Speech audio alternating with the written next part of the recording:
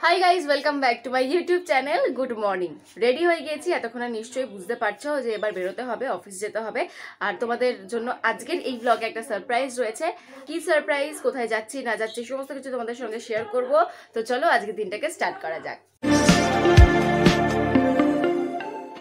তো চলো এই জাস্ট বেরোবো কারণ সবটা গোছানো হয়ে গিয়েছে তোমরা আজকে একদম স্টার্ট থেকে দেখেছো আমি একদম রেডি হয়ে গিয়েছি মাস্ক পরা এখনো হয়নি কারণ মাস্ক আমি হাতে নিয়ে বেরোচ্ছি যেহেতু ফোনটা এক হাতে ধরে রয়েছে তাই অসুবিধা হচ্ছে মাস্ক পরতে তো এই জাস্ট মাস্ক পরে এবার বেরোবো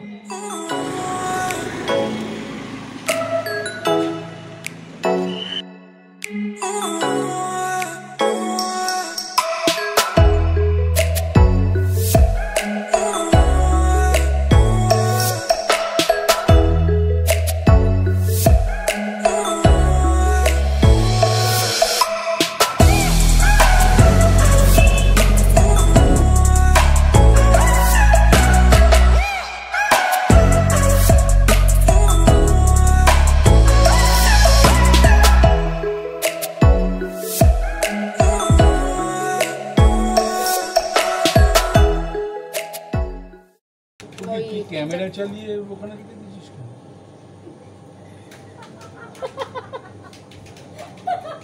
তুই কি আমাদের ছবি কাউকে পাঠাচ্ছিস নাকি এটা কেমন জানি তো সিআইএ মনে হচ্ছে সিআইএ এর কাজ করছিস তো দেখছি পুতিন পাঠিয়েছে যে এখানে অ্যান্টি পুতিন লেখা হচ্ছে খবর দাও এই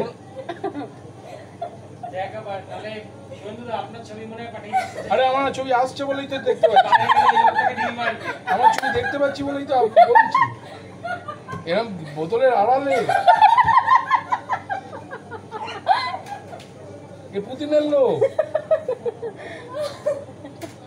তো অনেকক্ষণ কাজবাজ করবার পর খেতে এসেছি খিদেও পেয়েছে গতকাল যেহেতু বিয়ে বাড়ি ছিল তো তার জন্য একদম আইটাই করছে খাওয়ার এত দূর হয়ে রয়েছে ঠিকঠাকভাবে খেতে পারবো কিনা জানি না বাট তাও খেতে হবে সবে এখন প্লেটের মধ্যে লেবু নিয়েছি আর খাবার গরম করতে দিয়েছি ওখানে মাইক্রো ওভেনে আমার সঙ্গে খাবে উঠতে দিও তুমি আজকে কী এনেছো একটু বলো আমি আজকে এনেছি ভাত এনেছি মাছ এনেছি আর কি দিয়েছে আমি জানি না তো তোমরা দেখতে পাচ্ছ আজকে আমি কি এনেছি টিফিনে ভাত এনেছি এখানে লেবু আছে আর এখানে হচ্ছে ফুলকপি আলু দিয়ে ডাল রয়েছে ফুলকপি যেহেতু আমার প্রচণ্ড ফেভারিট একটা জিনিস তো মা ওটা দিয়ে ডাল করতে বেশি পছন্দ করে আর এখানে হচ্ছে সেই আগেন ফুলকপি আলুর তরকারি রয়েছে মোটমাট এই হচ্ছে আজকে আমার লাঞ্চ এটা দিয়ে আজকে পুরো ভাতটা খেতে হবে প্রায় 1.5 মাস পরে আমি হাত দিয়ে খাচ্ছি কারণ এখানে আমার নেল এক্সটেনশন হয়েছিল যার জন্য আমি খেতে পারতাম না যাই হোক আজকে এখন হাতটা দেখো হাত দিয়ে ভাত খাওয়ার মজাই আলাদা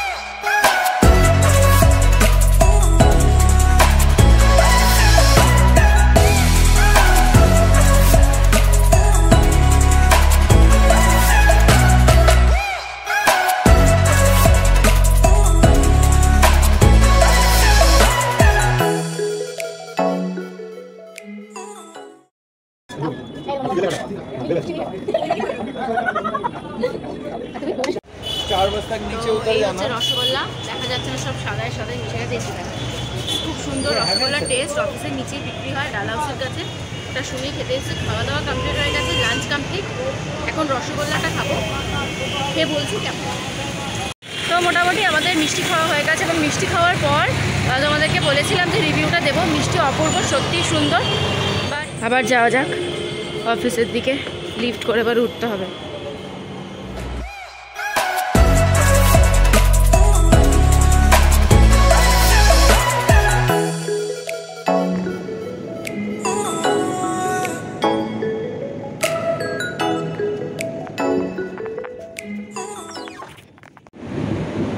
লেভেলের ঘুম পাচ্ছে আমার চোখ পুরো একদম ঢুকে আসছে কারণ অনেক রাতে কালকে বাড়ি ফিরেছি তারপর মেকআপ টেকআপ তুলে ফ্রেশ হয়ে শুতে শুতে অনেকটা রাত হয়ে গেছিল প্রায় 1:30টা বেজে গিয়েছিল বাড়ি যাচ্ছি কি মজা আমার মর্নিং শিফট ছিল ছুটি হয়ে গেছে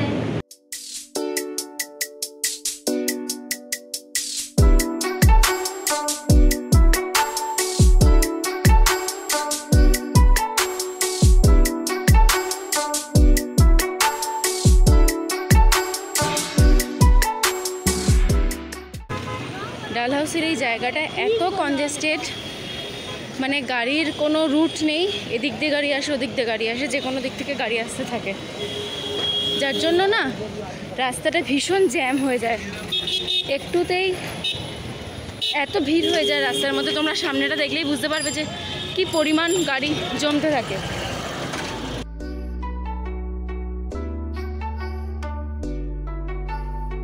এখনও বাস আসেনি, এই একটা সমস্যা হয় আমার বাড়ির বাসটাকে নিয়ে, কারণ যখনই মনে করি যে আসবে তখনই আসে না, এবং আমি যত তাড়াতাড়ি বেরোই না কেন কখনোই টাইমে আসে না এই বাসটা, যার জন্য আমার সব সময় বাড়ি পৌঁছতে লেট হয়। অ্যাট লাস্ট আমার বাস এসেছে, ওইখানে দাঁড়িয়ে রয়েছে, এবার আমি একটু শান্তি পেলাম।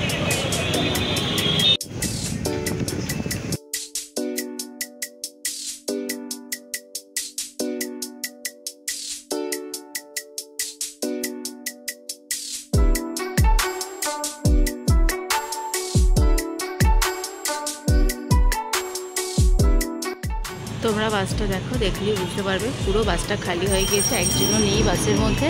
রোজগারি ব্যাপার, কারণ আমি একদম শেষ স্টপেজেই নামি, তো ততক্ষণ পর্যন্ত কেউই থাকে না বাসের মধ্যে।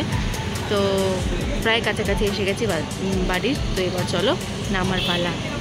আর ওখানে ফুচকালা রয়েছে, ফুচকা খাবো এখন। ফুচকাটা না খেলে ভালো লাগছে না, তো ফুচকা খাবো। চলো, ফুচকা খাওয়ার সময় কিন্তু ভিডিও করতে পারবো না।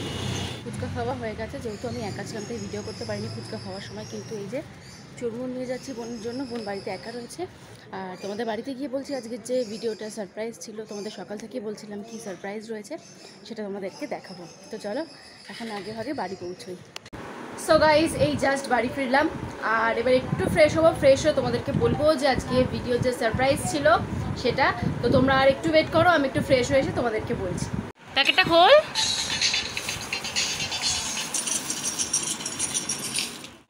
ভালো বানিয়েছে চুরমুরটা।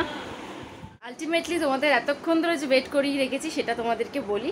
সারা দিন ধরে তোমাদেরকে বলেছি আজকে একটা সারপ্রাইজ রয়েছে। কী সেই সারপ্রাইজ? সেই সারপ্রাইজটাই তোমাদেরকে এক্ষুনি দেবো।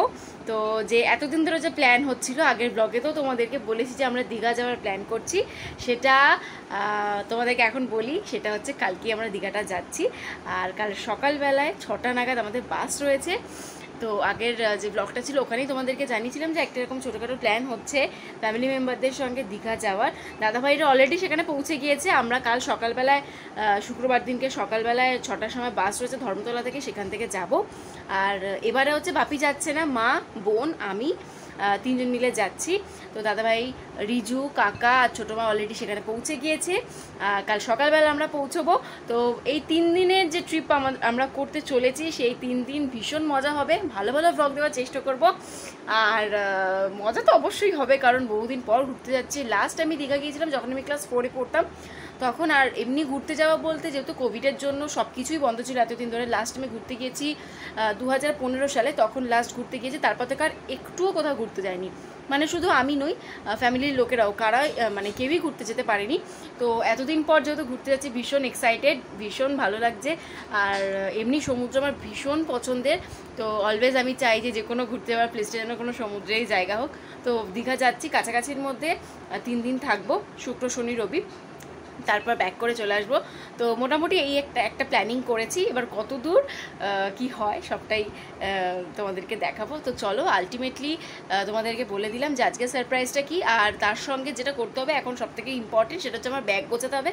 কারণ এই কয়েকদিন ধরে যে প্ল্যানটা হচ্ছে, সেই প্ল্যানের ঠেলাতে আর কাজের চাপে আমি একদমই করে উঠতে পারিনি ব্যাগ প্যাকিং। তো মা আর বোনের হয়ে গিয়েছে, তো এবার জাস্ট আমার ব্যাগ প্যাকিং বাকি রয়েছে। আমার ব্যাগ প্যাকিং হলে সমস্তটা কমপ্লিট হয়ে যাবে। কাল সকালবেলা বেরোনোর জাস্ট অপেক্ষায় রয়েছি। তো চলো, আর কোনো কথা বলবো না, একদম ব্যাগটা প্যাকিং করে নিই। তো আমাদের ব্যাগ ফ্যাগ গোছানো সব কমপ্লিট হয়ে গেছে, ডিনারও কমপ্লিট হয়ে গেছে।